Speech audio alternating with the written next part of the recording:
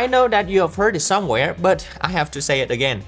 You really have to hold the iPhone Air in your hands to really feel the differences.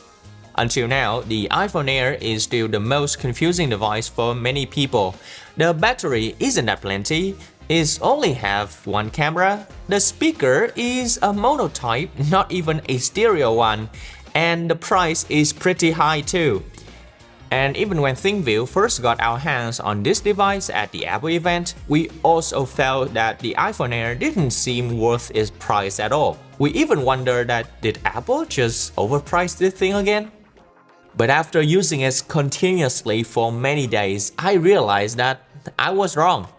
If you only focus on the raw spec of the camera, you will never understand the difference that Apple is trying to make here. To put it simply, what I want to share in today's videos is that the iPhone Air is the only premium smartphone right now that doesn't have any unnecessary features. It strips away every gimmicky and only keep what gives the best experience for minimalist user.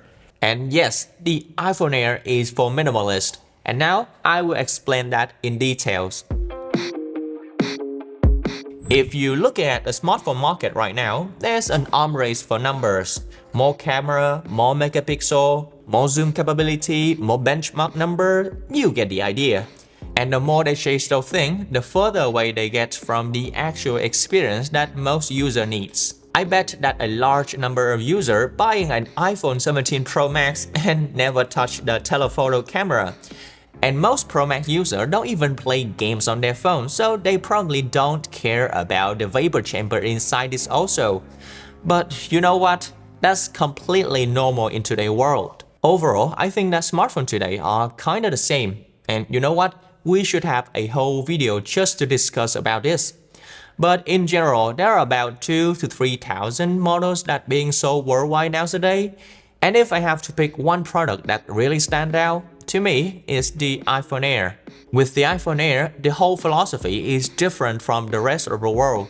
Instead of competing in camera spec or performance, this is a device that focuses mainly on improving the most basic thing average user actually care about. The durability, the thinness, the lightness, and above all, comfort when using it.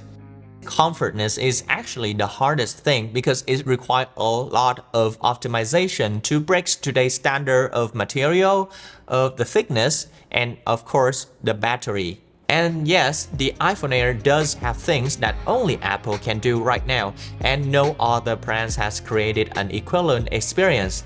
If I have to describe how this iPhone Air feels on my hands, it would be extremely comfortable and probably the most comfortable phone that you can feel on the world right now. Once you hold it in your hand, you will feel the light, the effortless, and even though the screen is 6.5 inches, I can still use it easily with one hand because it's so lightweight. And this feels like a luxury in today's smartphone world because nowadays people just making smartphones that thicker, heavier, but forgetting the basic user experience. And I also found myself often slipping the iPhone Air into my pocket without worrying about my trousers sagging or looking weird. With the iPhone 17 Pro Max, I always have to hold it on my hand or put it on my backpack since it's very heavy. And because I usually wear soft fabric trousers, if I put this 17 Pro Max into my pocket, well, then everything gets weird immediately. And even though it looked that thin and simple, making something exactly like the iPhone Air is not that easy. Apple had to go with titanium frame to make the device more rigid. And talking about titanium, at the Apple event, our ThinkView team had witnessed Apple bench test this iPhone Air. Under 60 kg of pressure, the iPhone Air finally started to bend. But the interesting part is that once the pressure was released, the iPhone bounced back to its original shape. And this is a whole different story from aluminum because titanium is known for its strength and elasticity.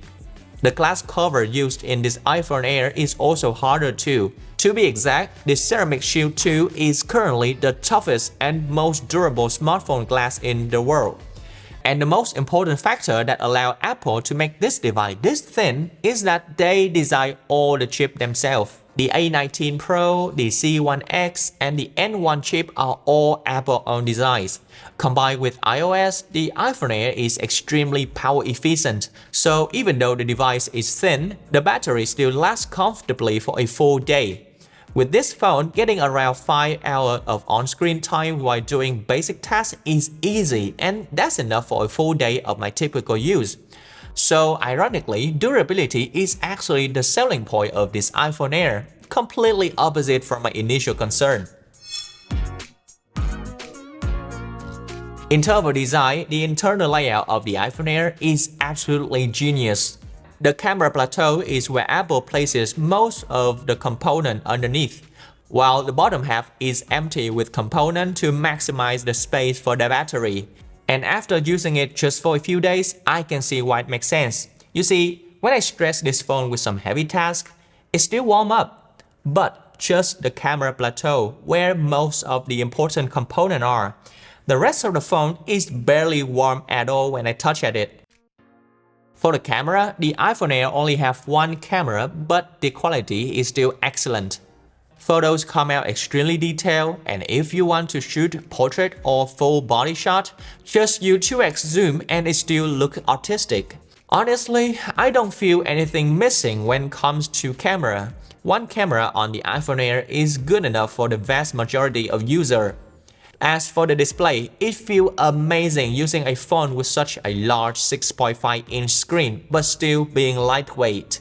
And like I said earlier, this is a luxury in 2025 where most phones with large screen are ridiculously heavy.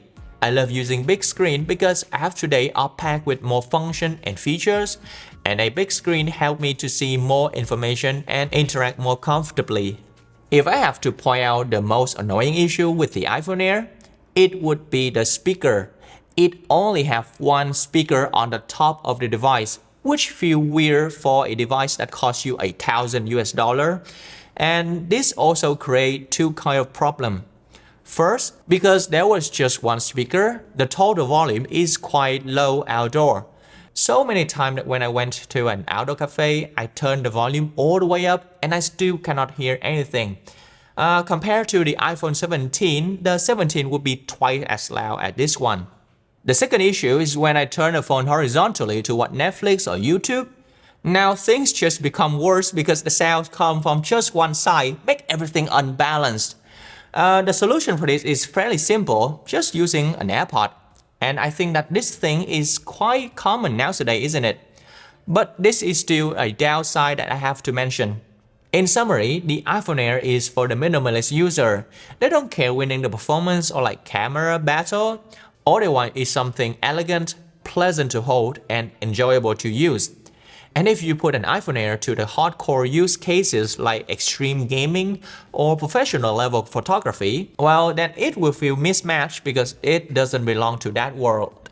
Instead, this phone is optimized for people who just need a device to work, to read news, or to scroll social media daily. Basically, it nails all the fundamental experiences for a smartphone user, but in a clever design. But what is your thought on the iPhone Air? Let me know in the comment section down below, okay?